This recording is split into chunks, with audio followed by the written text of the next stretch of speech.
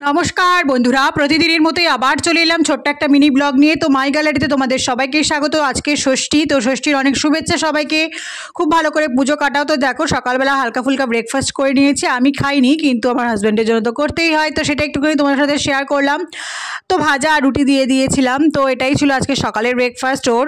আর আমার তো আমি পুজো দিইনি, কিন্তু নিয়মটা পালন করেছি। তো দেখো চলো কী কী রান্না করেছে। আজকে তো পুরো নিরামিষ রান্না হয়েছে। তো চলো কী কী রান্না করেছে। এমনিতেই নিরামিষ খাচ্ছিলাম এতদিন, তো আজকেও সে নতুন করে নিরামিষ বলার কিছুই নেই, কারণ আজকে তো ষষ্ঠী তো বাছি। তো সেই জন্য তো দেখো চলো কী কী রান্না করেছি বলি। তো দেখো সাদা ভাত করেছিলাম, বরের জন্য এই প্লেটটা সাজিয়ে দিয়েছি। সাদা ভাত, আলু ভাজা, আর দেখো মুগের ডাল, আর দেখো পনির আলুর তরকারি আর শশা দিয়েছিলাম। ব্যাস এটুকু দিয়ে দেখো সাজিয়ে দিয়েছি। থালিটা কেমন হচ্ছে কমেন্ট করে জানিও।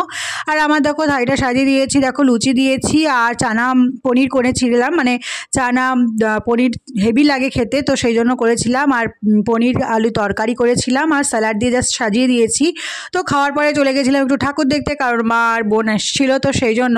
আর বোনকে নিয়ে আমি বাড়িতে চলে এসেছি। তো একটুখানি ভাবলাম ঘুরেই নিই। তো দেখো ঠাকুরগুলো খুব সুন্দর ছিল, তো একটু ঘুরেই নিলাম। খুব সুন্দর লাগছিলো। এটা নবদুর্গা ছিল, তো কেমন লাগছে অবশ্যই কমেন্ট করে জানিও। আমরা ভাবি কলকাতায় খুব ভালো ঠাকুর হয়, কিন্তু না, আমাদের আশেপাশে চোখ বোলালেই দেখবে অনেক সুন্দর সুন্দর ঠাকুর হয়, তো আমরা সেগুলো স্বীকার করি না। তো দেখো কি সুন্দর ঠাকুরগুলো, আর প্যান্ডেলগুলোও অসাধারণ ছিল।